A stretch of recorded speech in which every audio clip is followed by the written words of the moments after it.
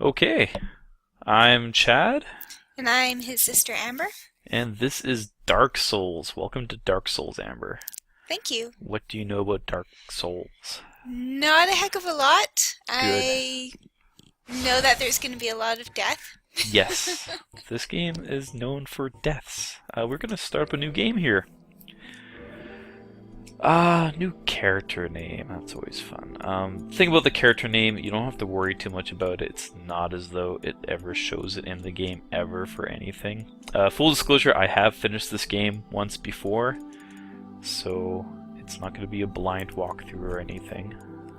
That said, I'm not super awesome at it, so still expect some deaths. So best of both worlds. I don't get to fumble around, but you get to see me die a whole lot. Woohoo! Male and female, no abilities are affected by this. Very gender neutral. Classes. The thing about this game is it does give you these choices of classes, and they do different starting attributes that you see there, but as you level up, you change the attributes. You can put points into them, so Okay, so it doesn't matter too yeah, much. it really doesn't matter. Okay. Pyromancer starts you out at level 1, and for example, Sorcerer starts you at level 3. But if you added up all the points differences between Sorcerer and Pyromancer, you'd find that it's a 2-level difference, like as it is. So you're not getting farther ahead by picking a character that's of a higher level. It's just they've been self-assigned. That guy's kind of freaky. Would not want to start this game nude. No. Yeah, that's kind of a rough way to start the game. Maybe for very experienced players. So just fitting in with my play style, I do like hitting things rather hard, so I think it's the bandit, yes. Big axe, good shield, hit things hard. Not much intelligence, but who needs to be smart? It needs to be smart when you can blast your way through it, right? Yes. You can start out the game with a gift, a little item to help you out. You don't have to, but you can. Really, the only one of huge note here is the Master Key. All these other items you can get during the game, but the Master Key, this is the only place to get it. You can start out as a thief and you automatically get the Master Key, or you can choose that as your gift. The Master Key can get you into places that you're not really supposed to be in earlier, which is great if you want to go find an item, like a really, really powerful one early on, but it could get you into deep trouble if you don't know where you're going. Not really much to say about these other ones. There's not really a whole lot of them that are too spectacular. I usually pick Twin Humanities just because, as we'll see, humanity's kind of important to get, so starting out with 2 of them is not a bad thing at all.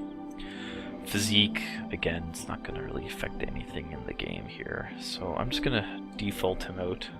There's a few options here for your face and all that, but honestly, you can spend a lot of time on the face in this game. Yeah. There is like all these different hairstyles, and you can get pretty crazy with it. I know it doesn't look like a whole lot here, but you go into customize, and now we got sliders for things. Oh no, And sliders! yeah, this one's a funny one. Hormones, you can be more masculine or more feminine. You start getting pretty weird. Wow. But want to customize further? Sure, let's go further. Let's change the nose bridge height. Oh my goodness. But I'm not going to bother with that, because you know what? You need a helmet in this game, or at least you really ought to have something on your head protecting your noggin, and there's no option to equip it but not see it, so you're not going to see any of those features anyways. Aw, that's almost too bad. All the time that you could put into the face and then you don't get to see it. Yeah, it is a bummer. I spent a lot of time on my first character's face and I never got to see it. Oh well. I think the things that really show through the most is your physique and your gender, of course. But it shows you a little loadout there at the very bottom middle there of the screen of what we're going to be starting out with once we're done the tutorial area. And yeah, let's start this up. Welcome to Dark Souls. In the age of ancients, the world was unformed, shrouded by fog. A land of grey crags, arch trees, and everlasting dragons. Yay, dragons! Oh yes, I think I remember you showing me a little bit where a dragon eats you. Then there was fire, Yeah, there's a few good trailers for this game. and with fire came disparity. Heat and cold, life and death, and of course, light and dark. Believe it or not, there's actually quite a bit of story, Then from the dark, they came. but you never see it directly. Found the souls of lords within the flame.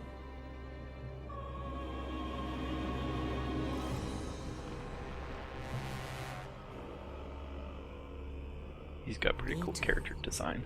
The first of the dead. Oh, a pile of skulls. The Witch of Izalith and her daughters of chaos. Gwyn, the Lord of Sunlight, and his faithful knights. And the furtive pygmy, so easily forgotten.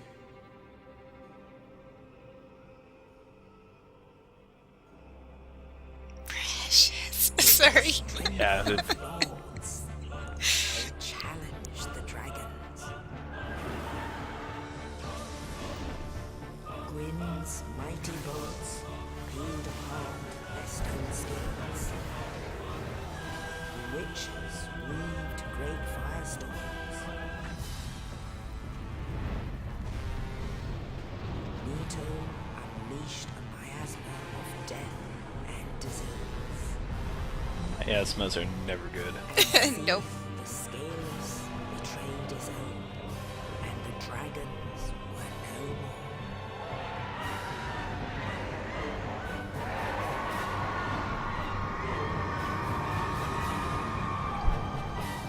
It's a tale of deceit and power, and Thus Yes. began the Age of Fire.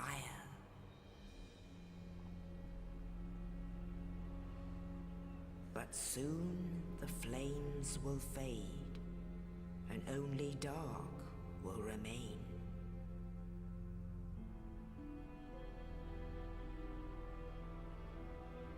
Even now, there are only embers. And man sees not light, but only endless nights. And amongst the living are seen carriers of the accursed dark side.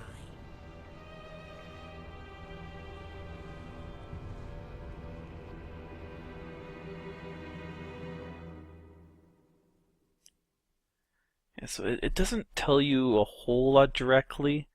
I mean, that's a big chunk of storyline right there, but yeah, there is quite a bit of it. If you go online and like check some forums and stuff, people have taken quite a bit of time, it seems, to go through every last little bit of information that's given to you and try to infer as much as they can through it. And there are great reads there. Yes, indeed.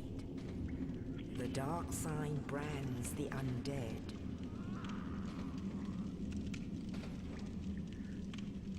Yeah, I played through And the in this game land, all the way through, and I did not catch a lot of that story that the people have found. undead are corralled and led to the north.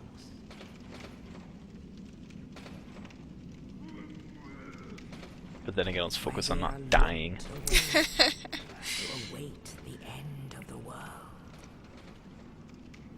Undead are never good. Well, it just so happens that I happen to be a bit undead myself.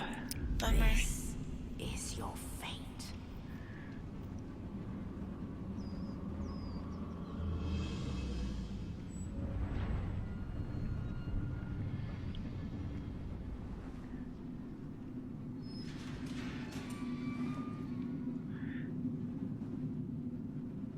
And yeah, it's kind of another reason why you don't really have to bother too much about making your face look pretty. That dried up raisin you saw, not that guy. But you. Yeah, that's my face. No. And I'll be looking like that for the vast majority of the game. Aw. I am crispy. I mean, if I can take off my equipment, I can show that a little bit more here. Played the game in a while, so yeah. Ew. Yo. That is not healthy. So, yeah, again, like I said, hair is pretty important because that is not done up all ugly like, but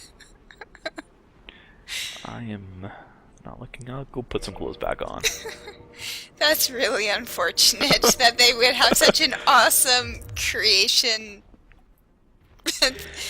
engine for your character, and then you end up like this. There are ways to make yourself human again, and you need humanity to become human. And like I said, it's a scarce resource through most of the game. Right stick camera controls. R1 attack. Give you a nice little convenient enemy to attack. You almost feel sorry for them. He's not very threatening at the moment. Nope. Oh, he's definitely not threatening now. And R2 for strong attacks.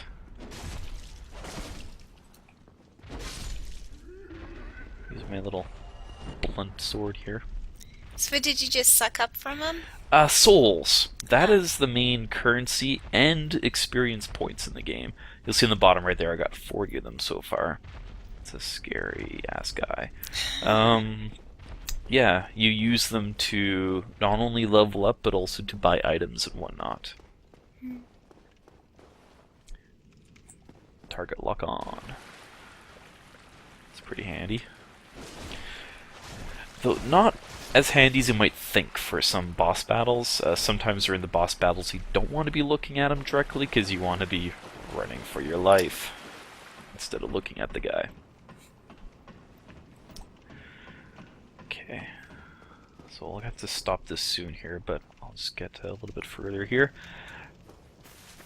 There's bonfires scattered throughout the land. These are pretty much the only safe spots in the game, so they are very welcome when you see them. Bonfires are the only way to get your health flasks back. We'll talk about that later.